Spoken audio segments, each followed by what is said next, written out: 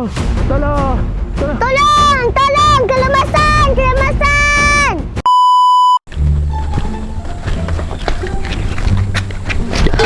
Allah, susahnya betul lah luar ni. Siapa suruh beli ikut patung?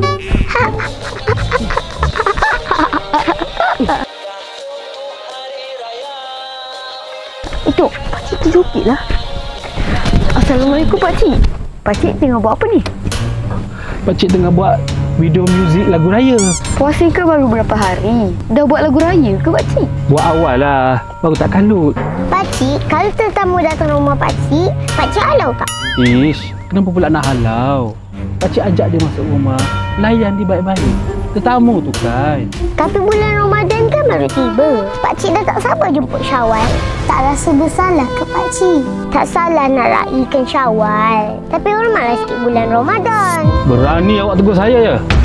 Saya ni tak suka ditegur. Ikut saya lah nak buat apa.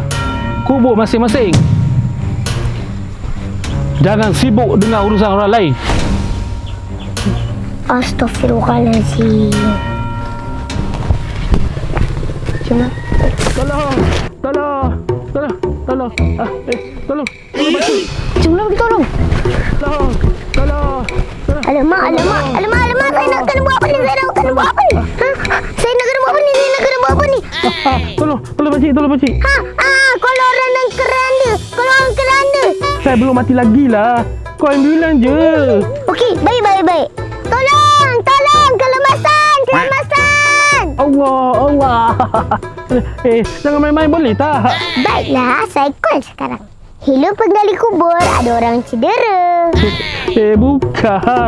Bukan. Tolonglah. Pakcik ni dah lah baru lepas potong usus. Tolonglah pakcik nak. Pakcik lupa ke? Jangan sibuk dengan urusan orang lain. Jangan sibuk dengan urusan orang lain.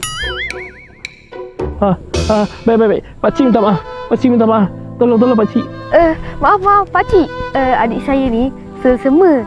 Kalau dia selsema, dia punya pendengaran dia jadi tak clear sangat.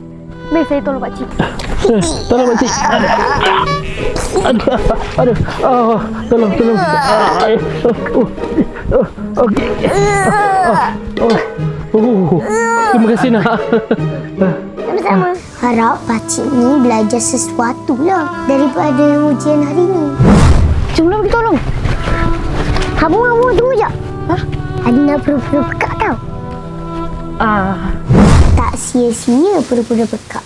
Sedap juga Isyana ni kalau tengok bulan puasa ni. Kalau makan, barulah makin bijak. Tapi, makan tak boleh sebab puasa. Curi-curi makan lah.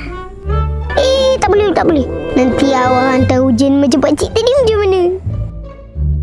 Tak nak.